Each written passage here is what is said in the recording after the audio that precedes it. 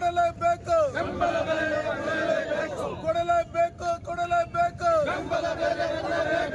ರೈತ ವಿರೋಧಿ ಸರ್ಕಾರಕ್ಕೆ ಮಾವು ಬೆಳೆಗಾರರ ವಿರೋಧಿ ಸರ್ಕಾರಕ್ಕೆ ಮಾವು ಬೆಳೆಗಾರರ ವಿರೋಧಿ ಸರ್ಕಾರಕ್ಕೆ ಹೋರಾಟಕ್ಕೆ ಮಾವು ಬೆಳೆಗಾರರ ಹೋರಾಟಕ್ಕೆ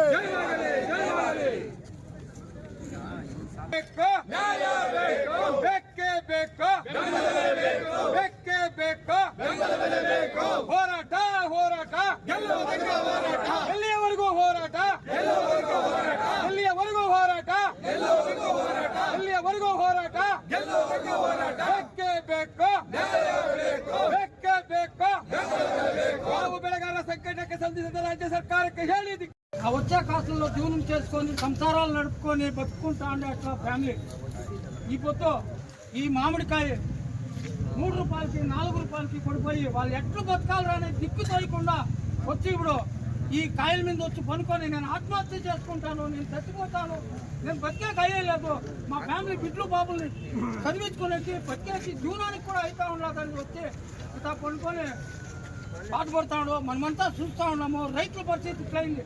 మేము ఈ తాలూకులో 24,000 లేబర్స్ ఉన్నాము.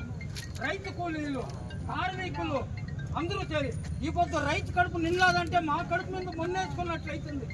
ఈ తాలూకులో కార్ఖానీ లేదు, మిల్లు గోడను, దుబాయ్, సౌదీ అరేబియాలో ఎవరూ లేరు. ఖాళీ రైతులు మాత్రమే ఉన్నది ఈ తాలూకులో. రైతు కడుపు కొట్టినామంటే మేమంతా చచ్చిపోతాం సార్. మాకు ఇంకేం పని వచ్చేలా రైతు రావాలా, టౌన్లోకి ఒక మూట ముర్ర ఎత్తేయాలా, ఆ రైతు ఇచ్చే రూపాయి 2 రూపాయలు ఇంకా జీవనం చేసుకోవాలా. ఈ పరిస్థితి మా తాలూకులో ఉండేది. ఆ రైతు కడుపే నిండదంటే కూలీలు ఏం చేయాలా, ఎక్కడ వలిచిపోవాలా, గడిభాగంలో ఉన్నాము. మాతో సోకించుకునే వెళ్ళలేదు.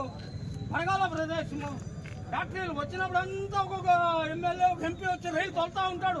ఆడ ఒక జమీన్ చూపిస్తారు, రైతు తోలుతా ఉంటాడు. పొద్దున్నేకి వచ్చేస్తుంది, రేపు వచ్చేస్తుంది, మన్నాడు వచ్చేస్తుంది రైలు తోలింది. మాకు జీవనాలు అయితాను ఉందా. దాన్ని ఇంకా దయపెట్టి ఇడీ కర్ణాటక సర్కారాలు యా సర్కారమే రాని ఈ పొద్దు ఇది ఉంటుంది, రేపు మళ్ళీ ఇంకోటి వస్తుంది, అవతమన్నాడు ఇంకోటి వస్తుంది. బతికేదానికి గ్యారంటీ బతుకు మాకు లేదు.